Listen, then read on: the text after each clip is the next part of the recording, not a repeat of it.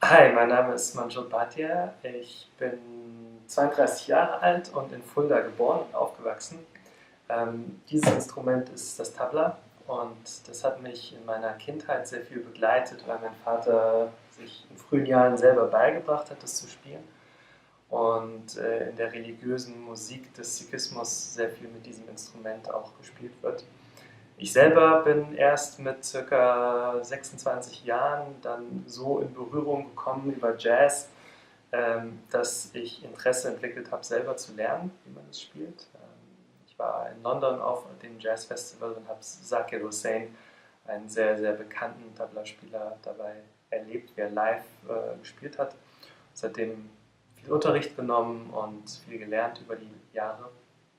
Ja, das Tabla ist ein klassisches Instrument in Indien. Das wird also sehr viel mit Sitar und anderen Instrumenten gespielt in der klassischen Musik.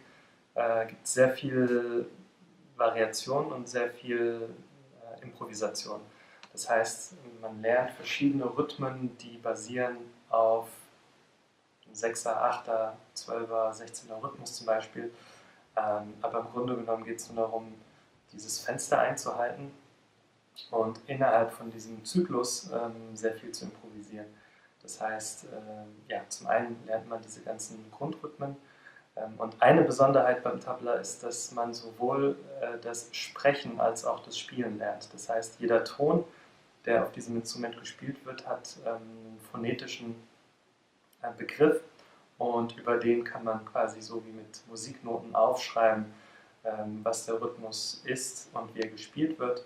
Und in der Regel ist beim Unterricht erstmal wird geklatscht und gesprochen, sodass man einfach den Rhythmus einhalten kann und die Begriffe sagen kann. Und ja, die Theorie dahinter ist, dass wenn ich etwas so aussprechen und ausspielen kann aus meinem Mund, dann ist es leichter auch mit den Händen diesen Rhythmus zu spielen. Ja, es gibt zum Beispiel den klassischen, ganz, ganz klassischen 16-Beat-Rhythmus. Tintal heißt der. Und da wird quasi so gespielt. Da, din, din, da, din, da, na, bitte, din, da, din, na, bitte, da. Das zählt man bei uns hier an den Fingern, da hat man jeweils 4. Das wäre ein Beispiel. Ein anderes Beispiel ist eher aus dem Volk, aus der Volksmusik. Das ist ein 8-Beat-Rhythmus und den würde man so spielen.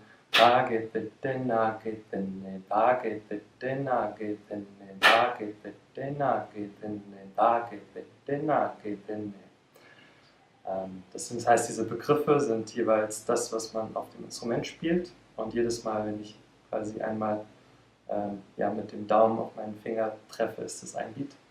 Und so kann man sich die Rhythmen merken, also auch im Kopf merken und ja, lernt die auch so zu spielen quasi.